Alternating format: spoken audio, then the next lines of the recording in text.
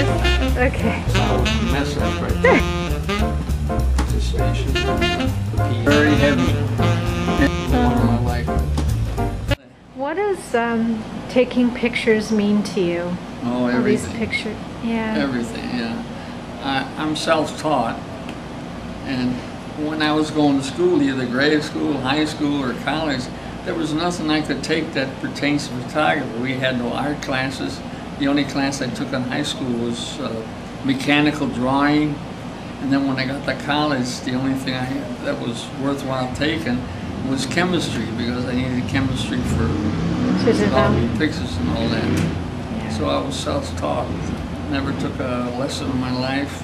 I knew more when I went to photo school than some of the other guys that called themselves photographers.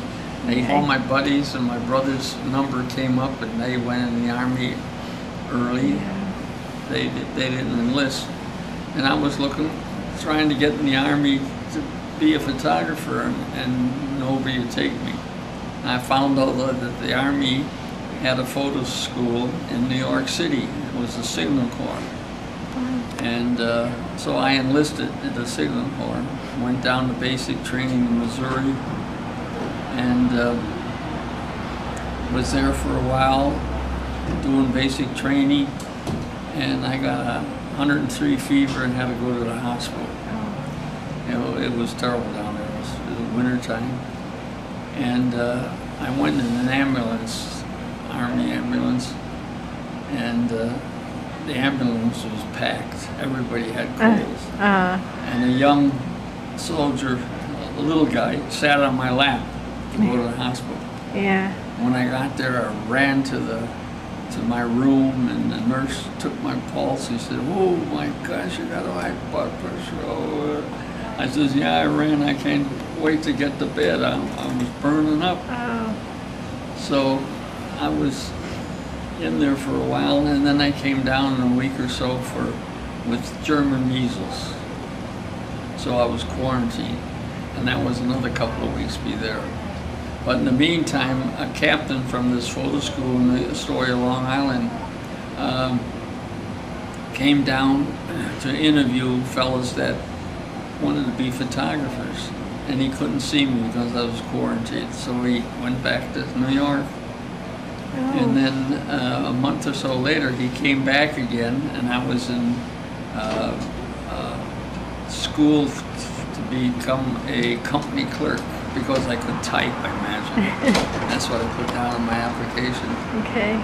And he saw my pictures. I had a bunch of 8x10 pictures I enlarged. I'll show these to you after a while, too, in my room.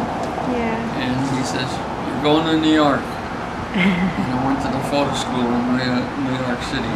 Awesome. That's the one where that dog was in, that little dog. And we took over a movie studio there and made training films for the Army.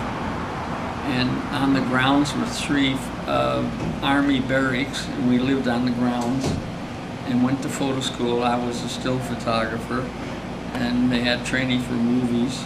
Okay. And after the training period was over in December of '43, I got on a boat out in New York, a transport ship, 13 of us, 13 photographers and movie guys, and got to England. Oh, I love and stuff. Through in Reims, France. This is the book. And of course, Reims, France, you gotta walk up one step. Yeah. And during the war. What year was that? That was 44. Those were. Yeah. And this was taken. This is a great man. The members to shoot. I worked for Serge. Wonderful. Yeah, the son was to fill the frame. Show act. And this was taken up in Montreal. I went by in the bus once. That's his camera. Your old house. Wow. What is it?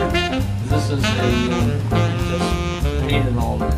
From grade school, I graduated in 1936. Where did you graduate from?